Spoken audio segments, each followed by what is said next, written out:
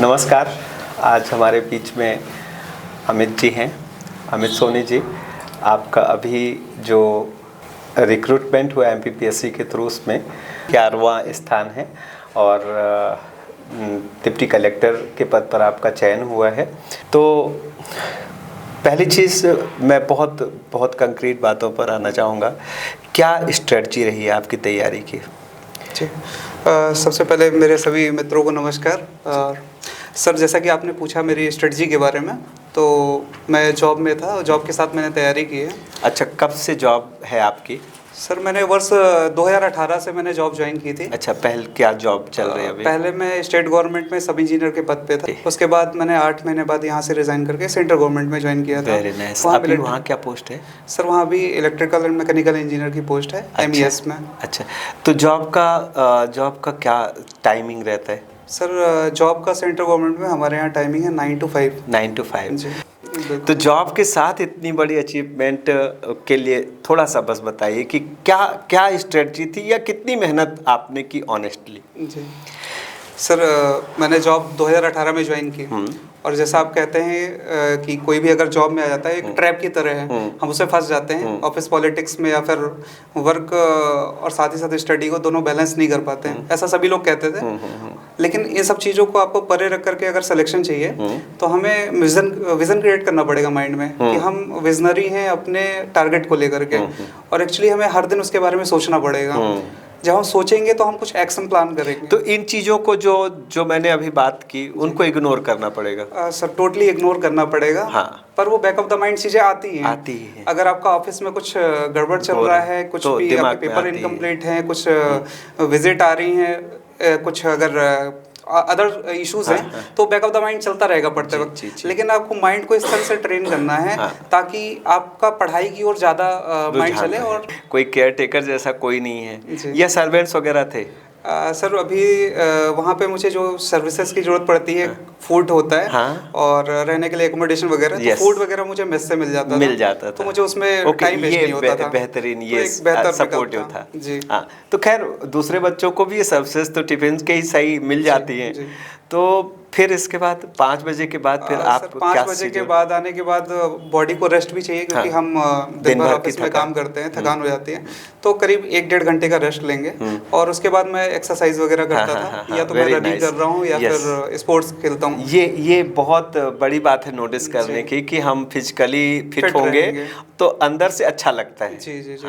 एक बार बॉडी से अगर पसीना बाहर आ रहा है तो आपको टेंशन भी दूर होती है उसके साथ। वेरी नाइस, इसलिए वो जरूरी है। बहुत अच्छा है। और उसके बाद जैसे ही आप फ्री होते हैं डिनर करने के बाद में, तो आप मैक्सिमम टाइम दीजिए स्टडी को। और स्टडी को वर्सेटाइल बना करके पढ़ते रहेंगे जी। बस सिलेबस हमारे सामने होना चाहिए। हम क्या क्या चीजें कर रहे हैं वो सिलेबस के अकॉर्डिंग होना चाहिए। सिलेबस से बाहर पढ़ने की ज्यादा जरूरत नहीं है। डायरेक्ट सिलेबस में ही चीजें लिखी होती है कि पेपर में क्या आएगा। बिल्कुल। तो उसको एक मार्गदर्शक तरह बना करके हम चीजें प्लान करेंगे। मैं आपको बता दूं कि अमित के बड़े भाई हैं अतुल जी भी DSP सिलेक्ट हुए हैं और अतुल जी का जो भी यही स्टेटमेंट रहा है। अतुल जी से मैंने बात की तो उन्होंने भी यही कहा कि फर्स्ट जो सिलेक्शन का पहला फॉर्मूला है कि आपको अपना सिलेबस रटा होना चाहिए। मतलब यू शुड नो कि क्या पढ़ना है आपको एटलीस्ट। तो सिलेबस जो है एक मैग्नेट की तरह काम करता है और हमेशा आप उसी एक लाइन लेंथ, एक बहुत बड़ा गाइड, मतलब आप इधर उधर गाइडेंस के लिए भटकते हैं, आपका सिलेबस ही एक बहुत बड़ा गाइड होता है, यही कहना चाहते हैं। फिर इसके बाद सर, इसमें सबसे इम्पोर्टेंट होता है आप एग्जाम के स्टेप्स को समझिए। प्री होता है, मेंस होता है, इंटरव्यू होता है, और हर एक का स्टडी करने का तरीका, प्लानिंग करने का तरीका डिफरेंट है। तो आप जब प्रीलिम्स आता है तो आपको प्रीलिम्स के कुछ दिन पहले आपको प्रीलिम्स के अकॉर्डिंग थोड़ा पढ़ना है, लेकिन उसके पहले आपको मेंस तैयार करके रखनी चाहिए। डिस्क्रिप्टिव आपके पास नॉलेज होना चाहिए। बेसिक डेप्थ होनी चाहिए सब्जेक्ट की। उसके लिए मार्केट में आपको कई सारे गाइडेंस मिल जाएंगे, सीनियर्स के, कुछ टीचर्स के मिल जाएंगे, या आपके घर में कोई सिलेक्टेड हो तो उनके आप गाइडेंस के थ्रू उसको अप्रोच कर सकते हो। लेकिन हर एक एग्जाम का जैसे प्रीलिम्स आया तो प्रीलिम्स के पहले आप थोड़ा फोकस ज्यादा करिए ऑब्जेक्टिव क्वेश्चंस की ओर, आपको डेटा फैक्ट ज्यादा रटे हो। मेंस के वक्त आपकी आंसर राइटिंग अच्छी होनी चाहिए जो कि रिजिड हो।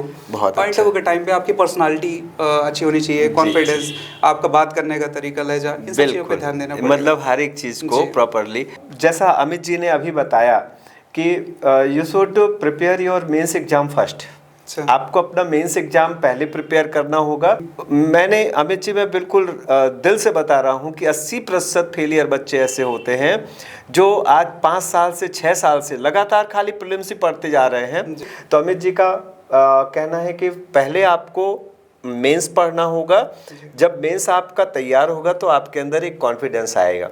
जी सर, एक्चुअली 2019 की परीक्षा में मेरे साथ ये समस्या थी। जॉब के साथ हूँ तो कहीं कोचिंग नहीं कर पाया। तो मुझे एक डायरेक्ट ही पाथ फॉलो करना था, तो मैंने उस टाइम पे प्रे किया, फिर उसके बाद मेंस किया और उसके बाद इंटरव्यू का। लेकिन उसके बाद के जब एग्जाम मैंने दिए, मैंने 20 का 21, 22 ये सभी लगातार मैंने मेंस दिए हैं। इससे मैंने ये पाया कि अगर मेरा मेंस पहले से तैयार होता तो मैं और अच्छी तरह से करता। तो एक साइंटिफिक अप्रोच मुझे यही लगती है कि मेंस पहले होना चाहिए तैयार। फिर मेंस आपका हेल्प करता है प्रीलिम्स में भी। जी, और उसके बाद में आप मेंस प्रीलिम्स तैयार है तो इंटरव्यू में आप अच्छे जवाब दे पाते हैं। हेल्प करता है।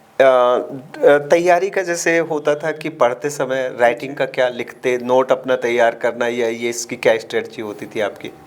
सर मेरा थोड़ा डिफरेंट है। मैं कुछ लोगों से और बता चुका हूँ क्योंकि मुझे टाइम नहीं मिल पाया था तो मैं नोट्स नहीं बना पाया प्रॉपर्ली। तो मुझे अगर कुछ भैया के नोट्स बचे हुए थे वो कर लिए। किसी कोचिंग का कुछ प्रिंटेड मटेरियल टेलीग्राम से मिल गया, वो मैंने प्रिंट कर लिया, हाईलाइट कर लिया। कोई अच्छी अगर बुक मिल गई तो उसको हाईलाइट कर लिया पॉइंट। और जो एक फॉर्म कुछ क्वेश्चंस होते हैं, मान लीजिए उन्होंने पूछा कि कोपेन का जलवायु वर्गीकरण बताना है, तो उसका मुझे थोड़ा तो बनाना पड़ेगा क्योंकि मुझे भूल जाएगा। मेंस के लिए क्या किया आपने? मेंस में सर यही था, जो नोट्स थे पहले मैंने बुक्स वगैरह पढ़ रखी थी। तो स्टैंडर्ड बुक्स को यूज किया है और कुछ मेंस के नोट्स थे मेरे पास में, उनको बार बार रिवाइज किया। टेस्ट में 2019 की परीक्षा में ज़्यादा नहीं लगा पाया था टाइम के अभाव के चलते, लेकिन मैंने फिर 2020 में कुछ टेस्ट लगाए थे। हाँ, तो मतलब अगर मैं सजेस्ट से बेनिफिट होता है। जी सर, टेस्ट से आपको पता चलता है कि आप प्रॉपर टाइम में अपना पेपर कंप्लीट कर पा रहे हैं या नहीं। मैं तो यही कहता हूँ, जैसे क्या होता है कि लोग उसको टेस्ट कहते हैं, मैं उसको प्रैक्टिस कहता हूँ कि that is not test. Test तो सिर्फ एक ही है जो आयोग लेगा, उसी में आपको फेल या पास डिसाइड करेगा, डिक्लेयर करेगा, but it is a practice. और जितना वो कहावत कही गई है ना कि प्रैक्टिस मेक मैन परफेक्ट। तो एक चीज़ और अमित जी, बहुत सारे बच्चों की कॉपीज़ आती हैं, उनमें हम देखते हैं कि भाई उन्होंने ज़्यादातर राइटिंग का वर्क कम किया और डायग्राम वगैरह से उसको भर दिया पूरा एक पन्ना। तो आपकी स्ट्रेटजी क्या रही? मतलब क्या ऐसा चल सकता है? सर ये पूरी स्ट्रेटजी डिपेंड करती है क्वेश्चन किस पैटर्न का है। क्वेश्चन अगर डायरेक्ट बोल दिया है कि डायग्राम में बताना है तो बता सकते हैं, पर ऐसे क्वेश्चन आते नहीं आते। वो ये बोलेगा कि जलवायु वर्गीकरण बताइए। अब आप उस क्वेश्चन में डायग्राम बनाना मस्ट है, लेकिन उसके साथ आपको लिखना पड़ेगा कि AW है तो उसका मीनिंग क्या होता है, या फिर सवाना क्लाइमेट है तो वो किस लोकेशन पे आ रहा है, किस कॉन्टिनेंट में आ रहा है। तो उसके बारे में 1-2 लाइन में अगर आप डिस्क्राइब करेंगे तो वो बेस्ट सूट करेगा चेक करने वालों को, उसको इजीली अंडरस्टैंड होगा। Very good. तो वो चीजें जरूरी हैं। यही स्ट्रेटजी। राइटिंग का क्या रोल होता है? सर राइटिंग का बहुत ज़्यादा रोल है। मेंस तो उसी से है, पोस्ट भी उसी से मिलती है। राइटिंग पढ़ने लायक होनी चाहिए, लेजिबल हो, और कोई भी कर सकता है, बस उसको स्पीड मेंटेन करनी है। उसकी राइटिंग अच्छी है, वो लास्ट क्वेश्चन तक आते आते बिगड़ जाती है। अगर आपकी पहले से बिगड़ी हुई है तो वो वर्स्ट हो जाएगी। तो जिसकी बिगड़ी हुई है उसे पर डे प्रैक्टिस कर लेनी चाहिए कि उसको सीट उठा करके, तो आराम से सुधारी जा सकती है। मुझे ऐसा लगता है अगर आपकी राइटिंग अच्छी है तो खुद आपको भी अच्छा लगता है। एक्चुअली सर पेपर 1, 2, 3 में राइटिंग मुझे नहीं लगता उतना ज़्यादा फर्क डालती होगी, लेकिन 4, 5 और 6 में राइटिंग बहुत वैल्यू करती है। हिंदी का हो गया, एथिक्स। अच्छा, एक लास्ट क्वेश्चन मैं आपसे करना चाहूँगा। 3 मार्क्स का है तो 3 लाइंस लिखनी जरूरी है पॉइंट में? हर क्वेश्चन पॉइंट में 3 मार्क्स? नहीं सर, वो हर एक क्वेश्चन का आंसर उस क्वेश्चन की डिमांड पे डिपेंड करेगा। यस, एग्जैक्टली ना, मतलब ये कोई श्योर एंड सर्टेन आप फॉर्मूला नहीं बना सकते कि 3 नंबर का है तो 3 लाइन, 5 नंबर का है तो 5 लाइन, और 11 नंबर का है तो 11 लाइन। अगर उसने पूछा लोएस क्या कहलाता है, लोएस की परिभाषा दीजिए, तो आपको लोएस की परिभाषा लिखने से आप 3 पॉइंट कैसे लिखेंगे? यस, कैसे लिखोगे? उदाहरण आप लिख सकते हैं, एक आध एग्जांपल लिख दो। आप अपनी तरफ से बच्चों को क्या कहना चाहेंगे कि उन्हें कैसे तैयारी करनी चाहिए या किन बातों का ध्यान रखना चाहिए?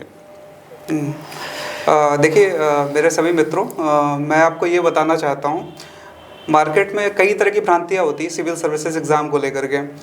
आप दूसरों से इन्फ्लुएंस हो जाते हैं बहुत जल्दी, वो चीज़ ठीक नहीं है। मेरे साथ सबसे अच्छा यही रहा कि मैं इन सब भ्रांतियों से दूर रहा।